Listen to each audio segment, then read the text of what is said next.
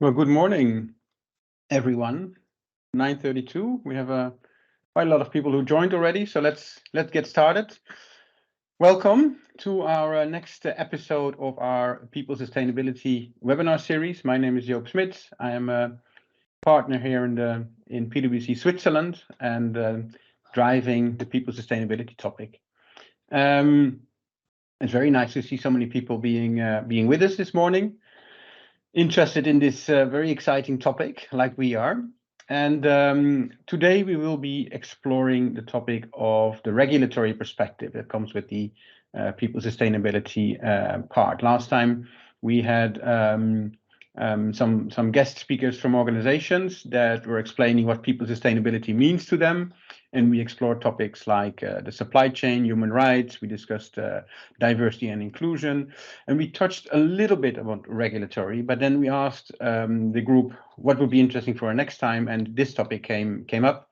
And I think specifically because a lot of organizations are ambitious if it comes to sustainability, but also confronted with a lot of regulatory requirements that they need to that you will need to comply with. And my colleague Antonios, who couldn't be here today, always calls it the regulatory tsunami that is coming over Europe, but also into Switzerland, if it comes to sustainability regulations. So what we're going to do is talk you through the regulatory frameworks, or some of the regulatory frameworks that touch upon the topic of people if it comes to sustainability. We'll have about half an hour of that. And then we would like to have an interactive session, interactive conversation with yourselves and see what kind of questions you would have to our two guest speakers that I will introduce to you in a bit. Yes, let's just go to a brief introduction, please, Emma. Emma's kind enough to hold the slides for us today. So just as an introduction to the topic, so why is sustainability so high on the agenda of probably all the organizations that are currently confronted with sustainability? And of course, one reason is indeed the regulatory pressure. There's an increased complexity of regulations coming through from the EU, from other institutions, and of course from the Swiss government as well. Also, investors are increasingly asking companies to think about how they actually deal with sustainable business performance. And there's a lot of private regulations that have come into play, or let's say the stock exchanges, etc. They have put their own kind of requirements in place as well. Then on the people side, there's the people sustainability topic that, or there's the employees that ask from companies to be actually mindful about what they do if it comes to sustainability. And we did our annual hopes and fears survey, which is a large workforce survey we do every year globally. And one of the outcomes is that employees want their companies to take a stand if it comes to sustainability. And transparency is actually a very high demand if it comes to employees. So employees are demanding that companies look beyond the financial performance and to actually explain how they deal with the broader sustainability considerations. And the area in which employees actually say that in our study that transparency is most important is the company's record on protecting worker health and safety. Which probably has to do with the pandemic that we came from, but also economic impact, diversity and inclusion, and the environmental impact are topics that employees are considering if it comes to their choice for an employer. And then the fourth element in that stakeholder mapping is the consumers, your end clients. They're also concerned about what a company that they buy their products or services from, how the company is impacting society at large. So what are the topics if it comes to social performance or people sustainability? Then there's kind of four elements that we will look into, and later on we will see that also the regulation touch upon these four elements. First of all is the workforce. So what do you as an employer do to make sure you have a sustainable workforce? What do you need to do to actually make sure that you don't exploit your workers, not only your own workers, but also your workers in the supply chain? Regulation is also including that, where companies until not so long ago could kind of get away with saying, you know, I don't really know what happens in my supply chain. Now, from a regulatory perspective, companies will actually need to demonstrate that. Then we also have the community. So the community is a specific stakeholder as well if it comes to your impact as a company. What is the kind of impact you have in the places where you work, the taxes that you pay, the employment that you offer, all these kind of things. And then lastly, if it comes to people sustainability, is the clients and the customers. What is the kind of impact that your products and services have on the customers? How do you make sure there's no adverse impact? So you can think about companies, financial services companies that need to issue their disclaimers about their products, gaming companies that are more and more, or social media companies that are more and more pushed into the direction of understanding that their products may be addictive, and the same, of course, for tobacco companies or other companies, oil companies. So what are the kind of the products and services that you deliver, and how do you make sure that the adverse effects of those products and services are as much as possible mitigated? So a lot of reasons why the topic is high on the agenda. In the end, bottom line, people are a core aspect of all the interconnected sustainability factors. And sustainability, you know, in our definition means as much as, you know, you need to meet the needs of the current generation without compromising the needs of future generations. So it's about addressing people-centric systemic inequities that there are in our society, ensuring fairness and equality across the value chain, and considering long-term health and resilience of your individuals, but also the communities and the society as a whole. This is a lot of this is kind of doing the right thing because we want to do the right thing, but there's also regulatory pressure to actually do that. And that's what we're going to be looking into today. And then I'm very happy to introduce to you today our specialist speakers. So first of all, we have with us Alessandro Giacomello, and welcome, Alessandra. Alessandra works in our sustainability and regulatory practice, and she works with our clients on a daily basis, actually, only on these type of topics. So she's absolutely the expert we want to have in the meeting today. And before working with PwC, Alessandra worked in the ILO, the International Labour Organization, as a legal counsel, but she also worked as a sustainability manager in a private bank. So she has a very interesting experience to bring to us today. And then the second speaker of the day is Jasmine Dunseyson, who works in the people sustainability area, and she brings a long experience on the topic of people, but also on the topic of sustainability. She notably worked over many years on topics of diversity, inclusion, and equity, and has worked with a lot of clients on these topics as well. So over to Alessandra and Jasmine, and please take us to the regulatory frameworks that organizations are confronted with nowadays. Thank you very much, Joop. I'll take a start on this topic, this very interesting topic for today. So I would like to actually start with a provocative question. Do companies need to engage with international law principles on people sustainability? Well, this is what we observe in most ambitious corporate setups, and what we also expect to become the practice in future. Human rights and international labor law are a complex set of conventions that are used as a foundational reference, as you just mentioned before, Joop, on to comply with EU and national legislation on corporate sustainability. And they enshrine fundamental rights such as the right to life and to personal security, freedom of association and collective bargaining, also freedom from forced labor, or the eradication of child labor. These is human rights and international labor law, and are enshrined by fundamental conventions such as the Human Rights International Convention, but also by ILO fundamental principles and rights at work conventions, and also the OECD guidances such as the guidelines for multinational enterprises and those on due diligence also provide fundamental mechanisms and required mechanisms to put in place to comply with these EU and national requirements. But now let's have more of a look as to how these principles permeate EU and national law. If you would switch to the next slide, please, Emma. Thank you. So starting with the EU. The EU has set pervasive social sustainability requirements by way of introduction in terms of social sustainability reporting through the adoption of the Corporate Sustainability Reporting Directive, the CSRD.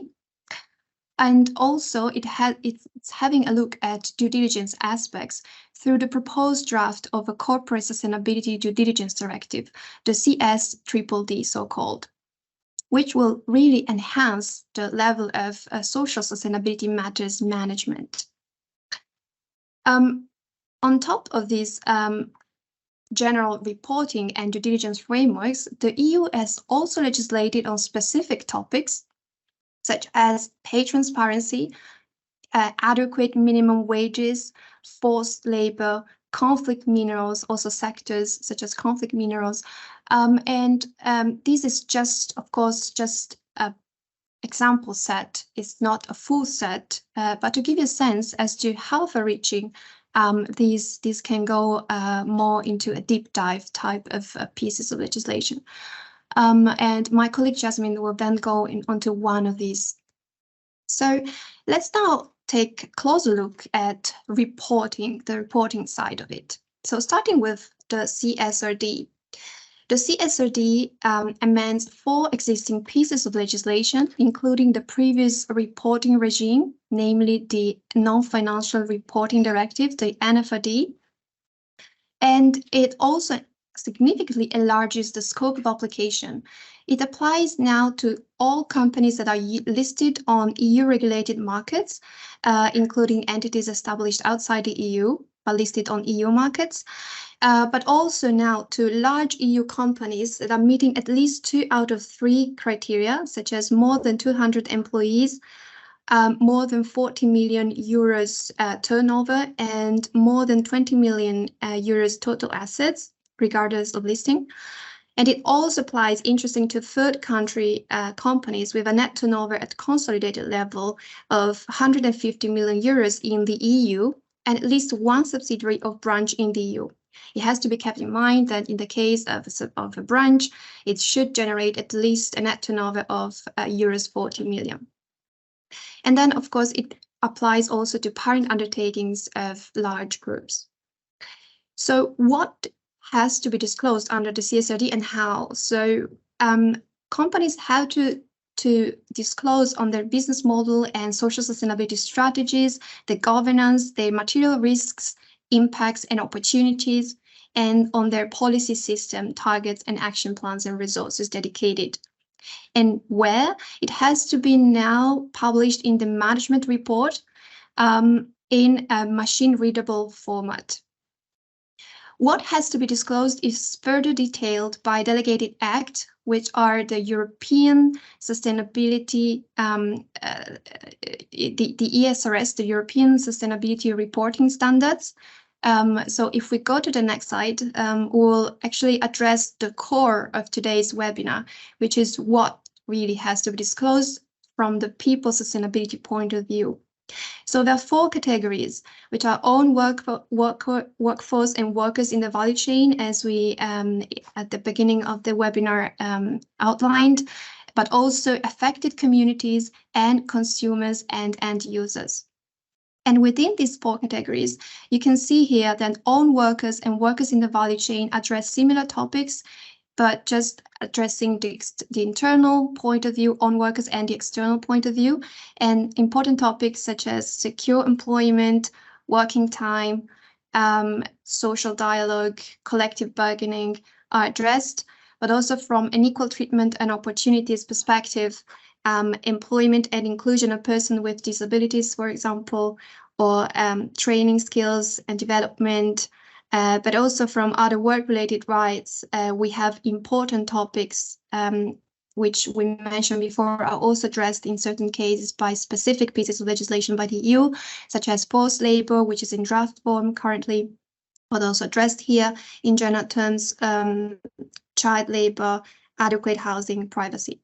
From an affected community's point of view, important topics such as adequate housing, but also the impacts and risks and opportunities on water, on land-related impacts, but also impacts on, for example, human rights defenders. Some companies do start to have policies on human rights defenders' impacts, for example, or particular rights of indigenous communities, which are also really gaining momentum right now. And finally, consumers and end users touch upon topics such as privacy, freedom of expression, but also the impacts or risks that products might have in terms of health and safety, or also protection of children, or from a social inclusion point of view, also in terms of non-discrimination, responsible marketing practices, and so on. So what has to be disclosed? First of all, not all of the topics you see here have to be disclosed, only those that are deemed material, and deemed material by the concept of double materiality. What does it mean? So double materiality has two dimensions, an external dimension and an internal dimension. So both the impacts that the company has on these topics have to be taken into consideration, but also the way that these topics, these matters, create risks and opportunities or impacts on companies has to be taken into consideration, and both from a financial and non-financial point of view. Finally, keep in mind that if we still go back, these are sector agnostic standards.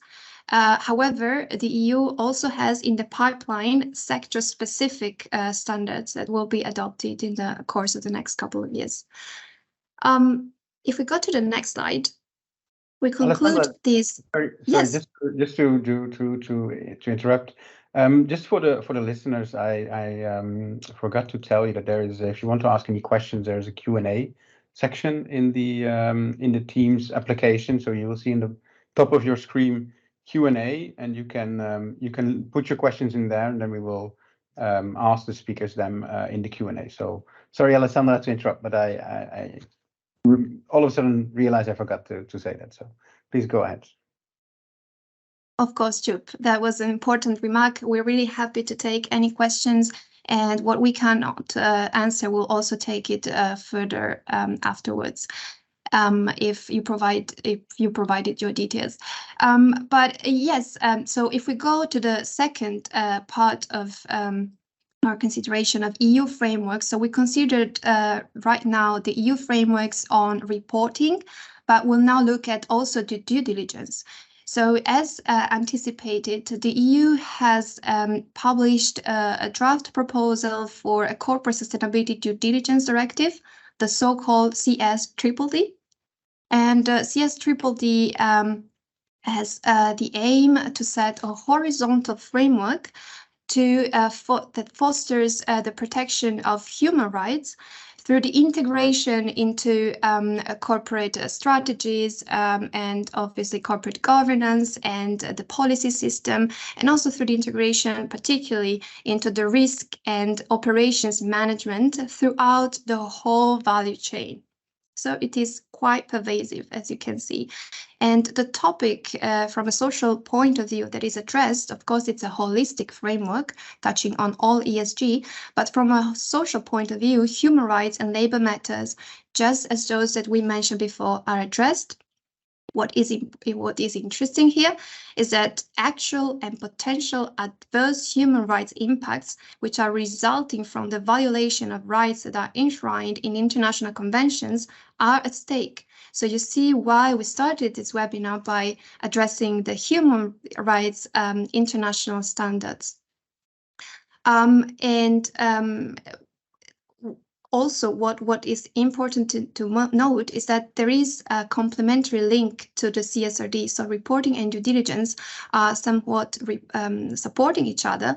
And in terms of reporting on due diligence, the report should be made in the management report if the company is also in scope of the CSRD. Otherwise, an online yearly report should be made. An important remark is that this touches also EU and non-EU companies. The thresholds that you see here are those that were proposed in the first draft by the Commission.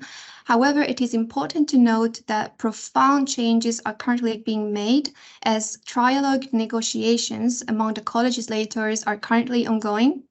And we expect these negotiations to conclude by towards the end of the year.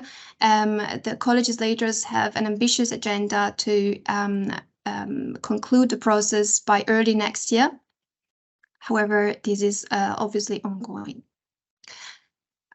The important aspects also to consider that are being discussed are obviously not only the scoping, applicability, but also important aspects such as stakeholders engagement, which is key.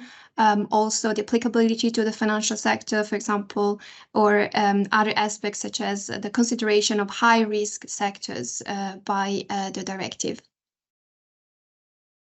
So now that I concluded with the EU general frameworks on reporting and due diligence, I'd like to pass the word to my colleague who's the expert on people sustainability to touch upon pay transparency aspect, which is just to give you a sense of how far-reaching this can go when we go into deep detail of each single topic. Jasmine, the floor is yours.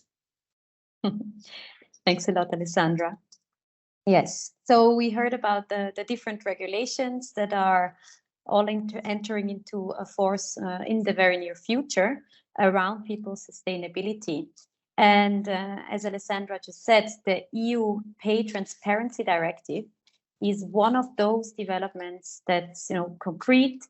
It goes much further than at first sight, and that's why we want to zoom in into that one particularly in this session. The directive, it entered into force this year in June, and you have to see it as the EU response to the significant pay gaps that are still found across the European Union and actually also elsewhere. If we look at the World Economic Forum Global Gender Gap Report, just to make that loop, and by the way, the report was published this year for the 17th time, which I find quite interesting. It will take still some 130 years to reach gender parity. And there are, of course, lots of regulations that are in force in many countries and for many, many years now. But we still have a gap of 13% in the EU, and in Switzerland we are around 19%.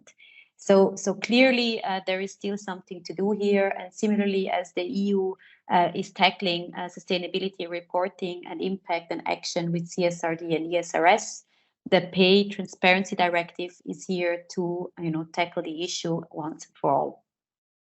So going forward, companies will have to be transparent about their pay practices and report on equal pay. And what does it actually mean? So you see it on the slide, but let me summarize it for you. So organizations will have a duty to inform about the starting pay ranges in job ads. So that's quite a new development that we're seeing. And recruiters going forward will not be allowed anymore to ask about an applicant's pay history. And I'm sure for those of you who work in the field of D&I, you see that very much also from the studies that have come out. Women tend to ask less for pay rises. It's also shown in our hopes and fears survey. And then also typically women tend to be more transparent about their previous salaries, right, compared to men. So this part of the legislation is meant to put put it more on an equal stage, let's say. Employees will also have the right to receive information about how their own pay compares to the pay of their peers. And this information will need to be provided by the company within a reasonable time frame. And I think 2 months is proposed here. And to add on to that, so employers will also need to inform their workers and on an annual basis of this right to receive this information. In terms of reporting, the directive introduces the following obligations, really building on that principle of the ILO also of equal pay for work of equal value. Employers will have to publish average and median pay gaps. And the gaps, they need to be adjusted for gender neutral criteria. So we look at experience, at training requirements, skills, effort, responsibility. So really what's comparable. And if the adjusted pay gap is above 5%, then organizations will be asked to take some corrective action. I'll come to that in a second. So who will be affected by this directive? It's going to be organizations, both public and private, with at least 100 employees. And the frequency of reporting will depend on the size of the organization. So it's going to be annual for organizations with more than 250 employees, and then every 3 years for employees with 100 for employers with 100 employees.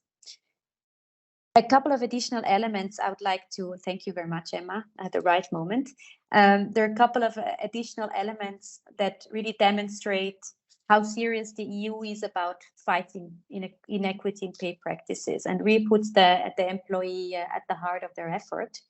So governments will be asked to put in place mechanisms to monitor pay inequalities and also to monitor the impact of the directive. And that will be done then based on the reporting that are produced by the company. In cases where a company reports a gap that is higher than 5%, they will be required to carry out a joint pay assessment with workers' representatives to identify, remedy, and prevent this type of pay differences. And I think that the results also need to be actually made available to all employees. And the burden of proof, that's also new, in the case of discrimination, will now lie with the employer and not the employee. That is also changing. There are, of course, also lots of measures then that need to be put in place to protect workers, to avoid victimization, to ensure also there is less that there's no least, favorable treatment coming out of these developments. So the directive is a directive at this stage. So that means that member states have up to 3 years now to transpose these requirements into national law. That means that brings us to 2026. And then the largest employers will be given 1 year before they have to report. So that brings us to 2027. So basically that leaves us with 4 years from now to make sure we're ready, right, for this directive to become a reality. So what can companies and what should actually companies start doing now? So first, it's important to understand what the implications are of the directive, and very importantly, to respond in time to the risk and opportunities, and to think beyond pay. So let me elaborate a bit on that. We see now an increased interest among clients, among companies in general, who are really proactively now assessing their current practices now. They want to understand whether they have an issue or not. And typically what we see is that companies don't know before they have really run the analysis. So even if you think there is no issue, it's always better to double check, to be on the safe side. If there are issues, then of course they want to address them timely, because the directive provides a time frame of 6 months to take corrective action. And that can be quite short if you have to carry out retroactive cash out payments, particularly in the current economic environment. Then we also see that companies want to better understand the interlinkages between the various, HR and people processes, and use the opportunity actually to also create more transparency as a result of this directive. So just to put that into perspective, what we see is that employees, they tend to equate or interpret the absence of transparency around pay as a sign of possible inequity in the other people processes. And you mentioned before the results of the hopes and fears survey. And this means that if, as an employee, you perceive to be unequally treated, it will have spillover effects on all the other HR processes as well. So if a person is perceived not to be paid fairly, it also means that possibly that person will also think that the recruitment process is not working well, or the performance process is not working well. And ultimately, this leads to really erosion of trust also that employees have in the HR function. And then unfair treatment, whether real or perceived, it will have an impact on the satisfaction of employees. It has an effect on the motivation of employees. And of course, that in the current times of labor shortages is definitely something that companies want to avoid. So just a couple of considerations here. We can go into further detail on that in the discussion shortly, but let me hand over to Alessandra here, and you have a bit more regulatory frameworks to cover. Thank you for that, Jasmine. That was really interesting. And yes, on the national side, we'll also now touch upon what has been implemented by Switzerland. So we've seen all the EU frameworks on reporting and due diligence, and to go back a bit to that, in Switzerland, Switzerland also adopted a responsible business initiative counter-proposal in 2020 that touched on the previous, on the level of also the previous EU level of reporting, the NFRD, and Switzerland adopted a similar type of initiative, which included in the Swiss Code of Obligations 2 new sections, one specifically on reporting and one on due diligence and transparency aspects. It applies to public interest companies with more than 500 employees and either 40 million Swiss francs turnover or 20 million Swiss francs total assets. It is important to note, though, that non-financial reporting on human rights and labor rights, which is attached in this part of the reporting duties, implicitly requires also a due diligence to be conducted indeed. However, the level of it is unspecified by the norm. It provides quite some flexibility to companies as to how to conduct that. But that is the specific due diligence measures were adopted in terms of due diligence and transparency ordinance that provides for specific due diligence measures in two topics: child labor on the one hand and conflict minerals on the other hand. So this is applicable to undertakings whose registered head office or principal place of business is in Switzerland, who either place in free circulation or process minerals containing tin, tantalum, tungsten, or gold from conflict-affected and high-risk areas, or on the other hand, who offer products or services in relation to which there is a reasonable suspicion that they might have been manufactured or provided using child labor. There are certain exemptions to these duties, and one of these is, again, the implementation of equivalent international standards. What is also important to note is that the Swiss legislator also announced the intention to align more closely with EU developments. Particularly, it has conducted an assessment as to the impacts that these EU developments have on Swiss companies. And also, on the other hand, it's closely following the developments in terms of due diligence from the CSDDD angle. The DDTRO is also applicable as of this year. with reporting needed for next year, referring to the previous year. What it entails in terms of obligations is that, as similarly to the EU, there has to be policy commitment. The supply chain has to be traceable, so a tracking and tracing system has to be put in place. There has to be also grievance mechanisms for concerned or affected parties to report on their complaints. Risk management process has to take into account these risks and impacts, and also there has to be reporting, as mentioned, which has to be done online. Also there is an assurance bit which is attached to the conflict minerals part. So with this, we conclude the regulatory part, both EU and national side of it. And I'm happy too that we kept more or less the time right, which is not always the case. It's so easy in webinars. So I now pass again the word back to you for the next part. Yeah, thank you so much, Alessandra, and thank you so much, Jasmine. Super interesting. It's a lot.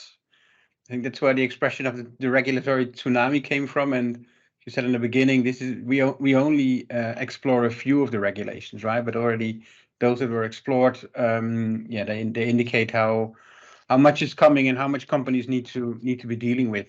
So we have a few questions from the audience. I will go through them first, and then I noted a few questions myself as well. Well, the first question is actually a simple one, which is whether the slides will be shared. And yes, the slides will be shared. So there were a few questions on that. Jasmine, a question for you around employee well-being. So the question is basically if you can comment a little bit about the impact of employee well-being, besides the fact that you need to report on it. There's also other kind of benefits, right? And here the question is mainly about the financial aspects.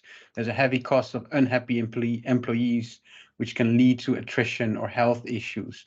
So any thoughts on that? And also what actions can companies take to ensure good working conditions that you then can report on? So what are your thoughts there? Yeah, so my thoughts, if I hear that, is that, I mean, of course, these reporting obligations we just spoke about, they're of course important for companies, right? But I mean, fundamentally, they're only the end part of all the work that companies are doing before. And a lot of that work is already happening. But then that's not necessarily seen either by other employees in the organization or not even to the outside. So I think we also have to see these regulatory developments as a way of starting to kind of show to the outside world what we're doing and what companies are doing in a way that is also more concrete, that is more comparable. And so that means that companies are typically, especially on the well-being part, since COVID doing much more. Now, the challenge we have when it comes to well-being and when it comes to topics like inclusion and diversities, how do you measure it, right? How do you measure it? How do you attach a financial, figure to it? And here we don't have really uniformity so far. There are some companies that are approaching this in very innovative ways, but we don't have any kind of standardization yet. I don't know, Job, if you want to elaborate a bit on that as well, based on your experience. Yeah, I think there's definitely, it's a great question. There's definitely a cost to attrition, right? And specifically involuntary leavers. Companies invest a lot in getting people up to speed, upskilling them. And when you have a good worker that leaves, then that is a loss. But the higher cost is even into attracting a new person and investing in a new person. And the cost of involuntary attrition is it's a high one. And we know from research that that engagement and well-being are important reasons why people are leaving. So it's definitely bottom line impact as well. Yeah. Let's go to the next question. This is probably for you, Alessandra, and it's about the double materiality. how can companies come to the double materiality? Is it something that they assess themselves? Is it something that is assessed by an external body? Are they bound to a particular methodology? How do the materiality assessment take place? Thank you, Job. Yeah, that's a very interesting question, because it's really the starting point. But if you get that right, that's really driving a qualitative exercise. So double materiality is comprised of two dimensions, basically. As we said, impacts, external impacts, but also internal impacts, and also non-financial, but also financial impacts and risks and opportunities also. And these two dimensions, impacts and financial materiality, really have to be considered by the companies themselves. But through a process that really entails considering what are the dependencies, for instance, for example, when we talk about particularly the social aspects, dependencies on the human and social resources. And this process is a process that is premised on stakeholders' engagement. How is a company able to engage with its stakeholders in an objective and qualitative way? That indeed, we see it, for example, at PwC, we support many companies on their materiality assessment journey. We really help them in practice to implement such a process. Of course, it has certain limitations. Limitations can be the availability of stakeholders, how the process to engage with them can vary depending on the reality, the local reality, and also the group of stakeholders. As much a big group, the better exercise, but not always. Sometimes also different means of engagement can also help. So yes, indeed, it is not prescribed to have external support, but this is something that we see, for example, at PwC. We accompany clients in this particular journey. So if I hear you explaining this, then is there a risk that companies can pick and choose themselves what is material to them? And if I'm a bit of a devil's advocate, can they leave out the topics they don't want to report on, or they feel that they decide themselves it's not material? How is that covered in some sort of way? Yes, no, indeed. That's exactly where the stakeholders, engaging with the stakeholders in a complete way, really can support. So that's exactly where you test whether the internal understanding of materiality is confirmed by the external views of external stakeholders. So only undergoing an internal stakeholders engagement, of course, will not suffice, because once the reporting and disclosure in certain matters is not verified by the external parties, who will then be able to use that information in various ways. That, of course, is the reason why that has to be preemptively tested with the external parties before actually disclosing.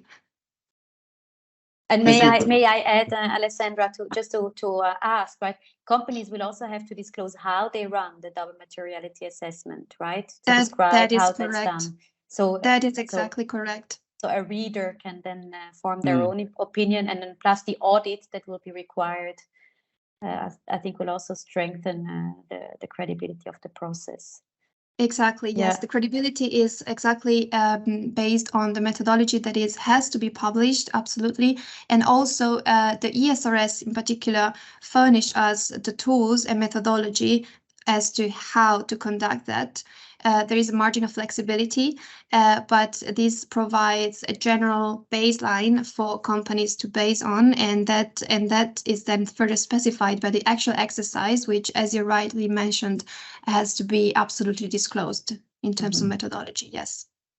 Okay, very good. And Alessandra, you showed the CSRD and the 4 different directives if it comes to the S.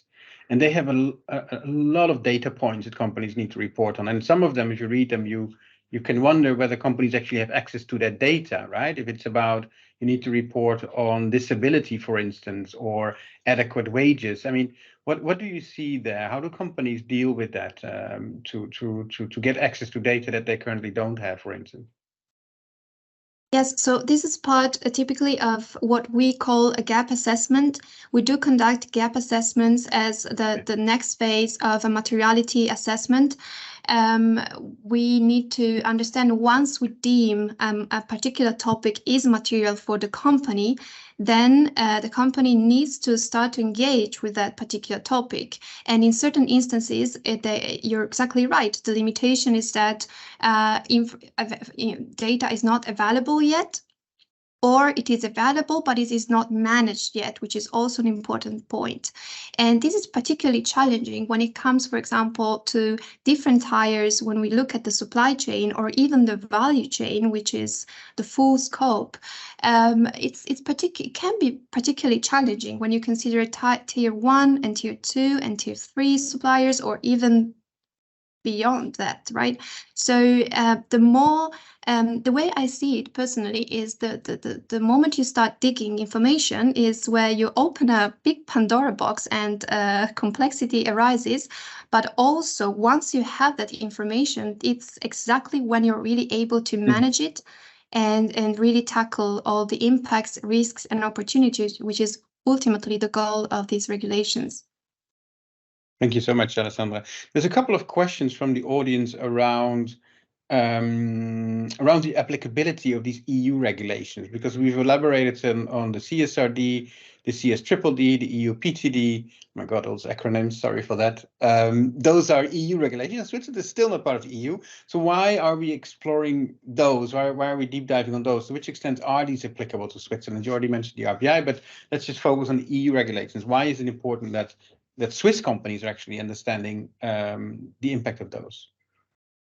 Yes, well, yes, that's of course very significant in terms of applicability, because if we look at, for example, the CSRD applies to indeed third country companies as well, so not just EU, but also non-EU companies, which are those that have a link with the EU, and that link is seen in having a net turnover at consolidated level of at least 150 million euros. And at least one subsidiary or branch in the EU. And of course, in the case of the branch, it has to be considered that it should also have a more than 40 million euros net turnover. And for the due diligence side, what we can tell about the current thresholds criteria is that, in general terms, there is a plan to make it applicable to third country companies as well. And if we look at the first Commission proposal, for example, that is similar in scope as to the CSRD. It would apply to third country companies who would have more than 150 million net turnover in the EU as well. And also to companies with a lower net turnover between 40 and 150 million net turnover in the EU. However, that are active in high-risk sectors.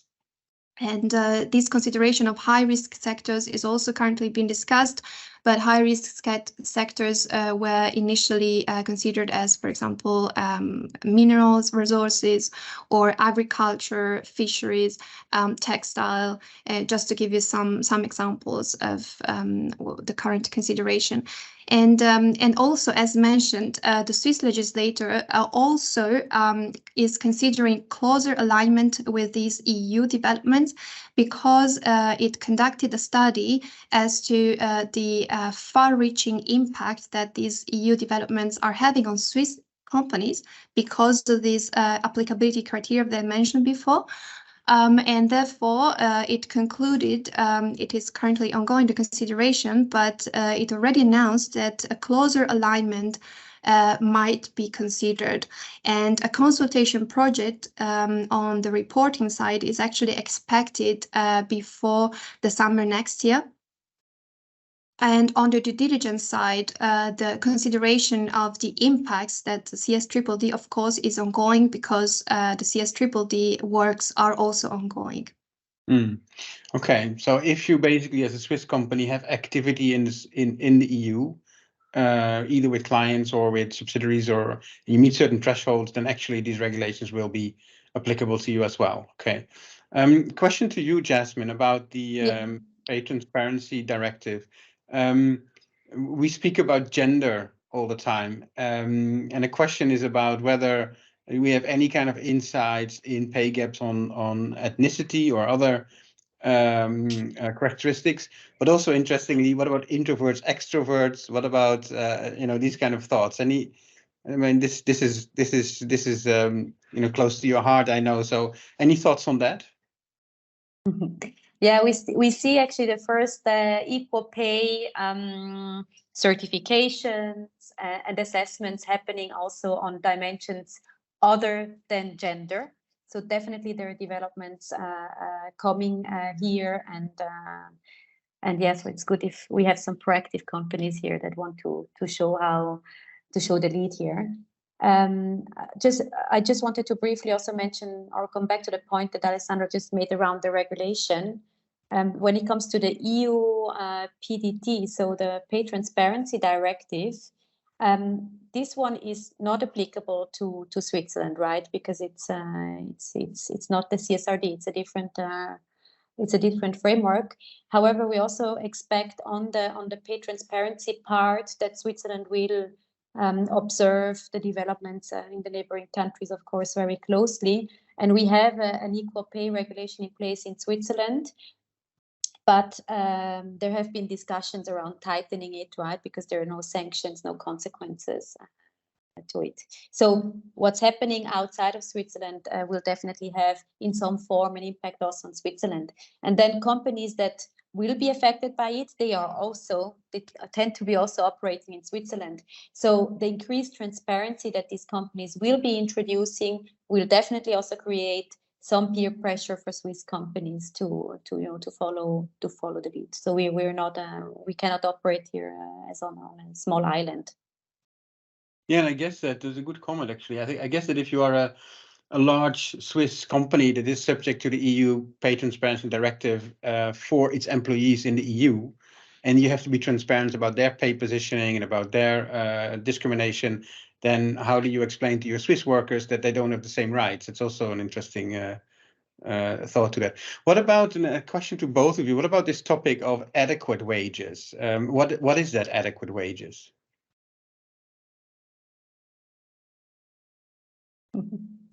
Alessandra, do you want to go or shall? Oh, sorry. I thought sorry. I thought my mic was on.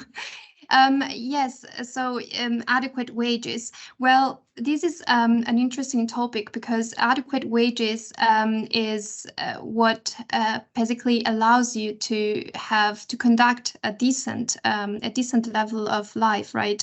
And what does that mean is something that has to be considered on a local reality basis, because it's not something you can address generally and in a generic way. So companies really are starting to consider that also as a root cause of many other challenges that are addressed by EU sustainability regulations, such as, for example, when we think about important topics such as child labor or forced labor, we see that one of the root causes that are considered by certain companies is exactly adequate wage, is an adequate wage being provided to the workers so that this does not cause other important issues. So this is really being devoted much attention to right now. And yes, as we mentioned, the EU also has started to legislate on this important topic. However, this at the current point only applies to the EU. But as we said, this is also an important topic for the general sustainability reporting and due diligence regulations in terms of consideration of materiality. How is that material to supporting in terms of considering your own impacts on the labor market, but also how these impacts in terms of adequate wage is impacting your own business. Absolutely. In terms of availability of, Jasmine, you want to add? No, yeah, I was just, thinking that we've recently had this hopes and fears survey that you also mentioned, and what it showed, it says actually financial stress is increasingly a topic among employees, and not just somewhere else, but actually also in Switzerland. And we have lots of debate right now about, increasing health insurance costs and so on. So it's definitely a topic that also here in Switzerland, where we think that the salary levels are very high, we still need to have a closer look at it. And there are organizations such as the Wage Indicator Foundation that are collecting data on, as we call it, on adequate wage or minimum wage or living wages. And so it's worth definitely, when you do your pay equity analysis, that you also consider the adequate wages, whether your wage is at the appropriate level, not just creating equity within the workforce. And I guess that is the complexity there is, of course, that what is then a wage you need to make ends meet if you're a single parent with 3 children, or whether you're a couple with no kids, and probably have different kind of needs as well. So I guess there's an additional complexity. And you mentioned earlier the inflation, right? We had massive inflations ravaging through Europe, and even Switzerland was, doesn't happen often, but inflations were here. And I find it kind of interesting that we had, inflations in the UK or the Netherlands of double digits, 15%, and then the year after 9%, and now it's lower, and then it disappears from the conversation. But it does mean that basically, cost of living is 22, 23, 24% higher than it was 18 months ago. Even when inflation today is lower, still people are confronted with these massive cost increase indeed. Okay. The sun is coming up to my window, which means I can't read the questions on my screen anymore. Yeah, we have to be mindful. It's 28. What we can also do is the questions, because we see them all here. We can take them also separately and then share it with the audience in writing. Yes, I think that's a good solution to this limitation and limitation of screen availability as well. Okay.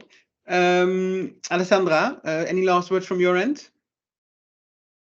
Well, that was just a pleasure to contributing today. That will be it from my end. I think in order to digest all of this information, each one of us will probably need a little bit of coffee now, and I would just greet everyone and thank everyone for being here listening to our presentation. That will be it from my end.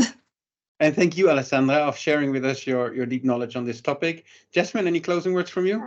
I cannot top that. I fully agree. Definitely a little coffee now, and thank you very much for the conversation, for a topic that tends to be normally very dry, so not easy to make it fun and interactive. Yeah, but thanks a lot also, Alessandra, for contributing your insights. Thank you, thank Jasmine. you both from my end.